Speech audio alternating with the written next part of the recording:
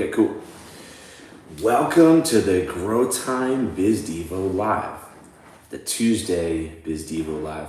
And so, if you're not aware, I've been doing a weekly devotional from business owners, from myself, from an entrepreneur, for entrepreneurs, for about a year and a half. We have like 80 something episodes on the podcast, and you can find that by searching for the Grow Time Show on Apple Podcasts or on YouTube or on Spotify or something like that. Or you can go to KTo&x and you can actually find that. We do longer episodes. They're like 45 minutes, sometimes 30 minutes, get into a whole bunch of things. And it's based on scripture. And then we pull out things for leaders and entrepreneurs and people that have high ambition. And so that's kind of my goal. And I often say that the Grow Time Biz Devo is for ambitious people, for people who want to do something great. And we're exploring God's principles for living a successful life. And so what I started to do is these really quick Tuesday Biz Devo Lives. And so this is just going to be like a short little thing I'm just a short Devo, just a little thought based on a little piece of scripture. From my perspective, again, maybe you're an entrepreneur, maybe you're a leader, maybe you're a leader of a family, maybe you're a business owner. That is the lens through which I look at everything, and hopefully that's helpful for you as well. And so today we're in Mark 9, and I want to pull out just one little thing. And so Mark 9 is where we're going to be in verse 23, really. But this is where Jesus heals a boy with epilepsy. And the father comes to him and asks him to heal him. And so that's kind of the context of this. And so I'm just going to start at verse 21. I'm going to read and then I'm going to pull out one little thing. And that's going to be it for today.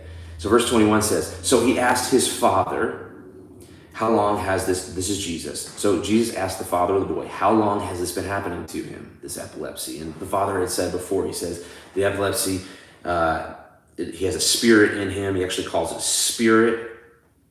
He calls it a mute spirit, which is really interesting, that in ancient times, diseases were often referred to as spirits. And it's something to take away right now as you think of ailments.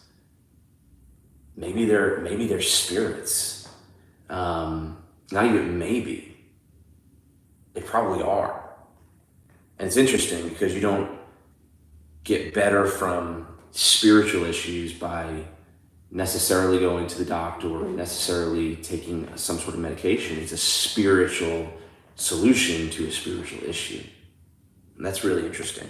So anyway, the father calls it a mute spirit and says he throws him into the fire and throws him into the water and tries to kill the boy. And it's been happening since he was little. So Jesus asks, how long has this been happening? Verse 22 says, often he has thrown him both into the fire and into the water to destroy him.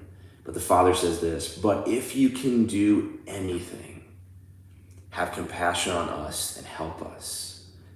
It's interesting. Listen how Jesus responds. Jesus responds with this. Jesus said to him, if you can believe, all things are possible to him who believes. So it's interesting how the man comes and says, if you can do anything, just help us. And Jesus says, basically, it's actually up to you. And he gives the power back to the man. This is the whole point I want to bring out. Jesus says, if you can believe, all things are possible for him who believes. For me, in my life, I want a lot of things. I pursue a lot of things that are unlikely. It's part of being an entrepreneur. It's like you actually pursue things that are against the grain and maybe against the odds. And so I like to know that I have power in the situation. And it turns out we learned something really powerful here. Because if you can believe, then all things are possible to him who believes. This means anyone. This means you. This means me. All things are possible. So that's worth looking into. If you have something big that you're trying to do, or a big challenge, then it's worth looking into this, I would say. Turns out, all you have to have is belief. And so, I'll just go on and finish this, but I just want to emphasize today that belief is the one ingredient for success. It's the linchpin for success. In fact, as I've coached entrepreneurs and business owners, it's funny, I'm in the product space. And so businesses come to me with an idea. They've maybe have been doing it for a long time, or maybe they haven't. And I've seen great ideas not succeed. And I've seen pretty mediocre ideas do extremely well. And the common denominator tends to be the belief of the leader. So if the leader has doubt, and even if it's a great idea, it doesn't work. If the leader has absolute belief, like this is going to work, we're just going to figure out how, then the idea tends to work. The person is successful. This is something I teach. We do a 5-day event where I'm teaching product people how to build their business in a healthy way. And one of the things on the last day that I get into are the principles for success that I've learned in my life. And one of them is a really fascinating one. One of them is this principle that is basically success is a decision. You decide to be successful, and then you become successful, and you work through it. You say, I'm going to do that thing, and then you figure it out. Belief is basically that. And so belief is the linchpin for success. Jesus here says, if you can believe, all things are possible for him who believes. All things, not some things, not like things that are really altruistic, or not things that have to do with, your mission field, your mission work in the church or something like that. I'm sure those things too, but all things are possible. That's worth looking into, especially if you're someone who wants something. And so that's what I want to bring out. Also, what's interesting is in the next verse it says, immediately the father of the child cried out and said with tears, Lord, I believe, help my unbelief. That's really interesting. Isn't that an oxymoron? Lord, I believe, help my unbelief. Well, it turns out I feel this way. Like he couldn't have said it better. Like no one could have said it better. Like we all have that desire to believe, and we all have that belief, but we all have the doubt that creeps in and the unbelief. And here's what's interesting. Jesus said in other places that doubt is what will kill the thing that you want to happen. It will be what makes the thing that you want to happen not happen. Doubt. And so it turns out we have to believe without doubt, but all of us have doubt. And so we learn something really fascinating here, is that we can pray for help removing the doubt. I teach in this class also, it's fascinating. A tactic to win at anything. This is a superpower that can be used for evil, by the way. I'm going to give you a secret. A tactic that can be used to win at anything, to beat anyone at anything, is very simple. Plant seeds of doubt. Doubt is super powerful.